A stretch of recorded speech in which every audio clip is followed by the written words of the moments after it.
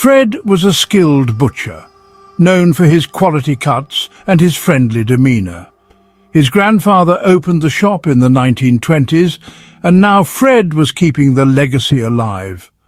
The town had changed quite a bit, but the service was still just as personable. Fred had learned from the best and was happy to serve his community. It began with a faint whisper that Fred heard while preparing meat late at night. "Fred, your hands bring death," it said. He dropped his knife and looked around, but the shop was empty, disturbing. He tried to ignore it, but the voice persisted, and that wasn't the end of it. The voice persisted, night after night, when Fred was all alone. Fred began to feel a cold presence in his shop, especially near the meat counter. The whispers continued, suggesting that his work was cursed. "You will bring suffering," they taunted. This especially concerned Fred as the sole owner and third-generation butcher in his family. The happy customers and families he had known for years were not just patrons. He considered them friends. Fred would be devastated to discover that anything he sold had done harm to someone. Fred became obsessed with perfecting his cuts, spending hours in the shop. He started seeing ghostly figures in the shop, their faces filled with accusation and pain. The whispers grew louder each night, haunting him every step.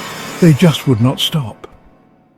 Years ago, one of Fred's employees was accidentally killed in a tragic accident at the shop. The memory of that event had always haunted him, but now it seemed to blend with his current fears. He could not let this get to him. He had a community to serve and a reputation to uphold. Desperate, Fred confided in his friends and even talked to a therapist. But no one believed him about the voices. They suggested he was just under stress and needed a break.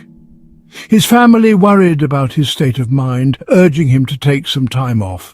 After all, no one worked harder than Fred. This shop was his livelihood. The whispers became more insistent. "You cannot escape your guilt," they cried. "You are responsible for his death," the voices taunted. Fred started seeing the ghostly figures more frequently, their spectral forms following him everywhere. The cold presence became unbearable, chilling him to the bone. He could not go on like this. He was suffering emotionally and could no longer balance the stress. His work began to suffer. He became paranoid and jumpy, seeing ghostly figures in the shadows even during the day. Everyone else just went about their day as if nothing had changed. He couldn't tell what was real and what was a figment of his tortured mind. He started doubting his sanity, wondering if he was truly losing his grip on reality. One night, as he was alone in the shop, the whispers became a roar. "Join us, Fred," they demanded. "Your time is near, and you must pay for your negligence. You will not escape justice, Fred."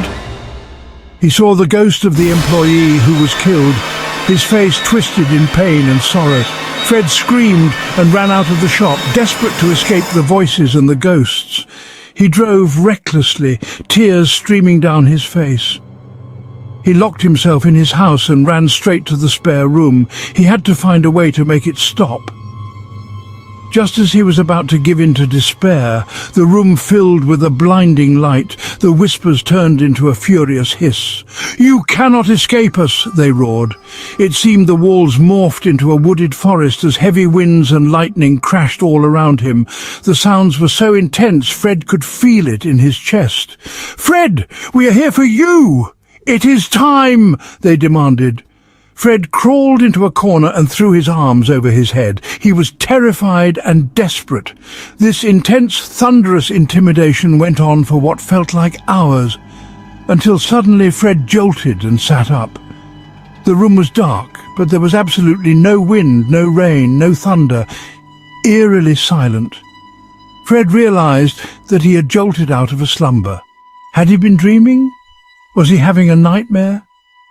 If it was just a nightmare, why was he drenched from head to toe, and why would he be waking up in the spare room?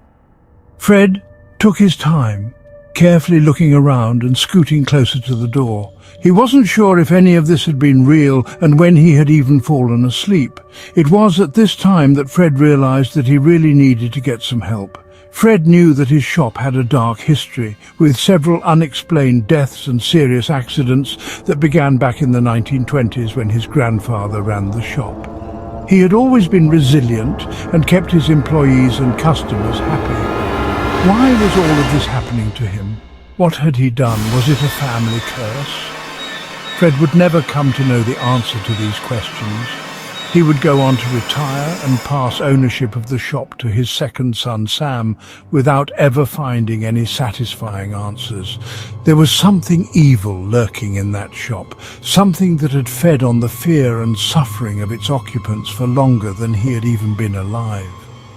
Fred did the best he could to serve his community and make his family proud, but he would never escape the anguish, the horror, or the struggle.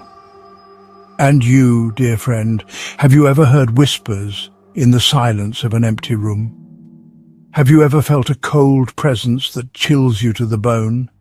You're not alone in your fear. There's something out there, something evil that delights in tormenting the innocent. Keep your head on a swivel. Be vigilant. We still don't have answers. If you enjoyed this story, please subscribe and follow us for more. Join us on TikTok and YouTube for more Chilling Chronicles, if you dare.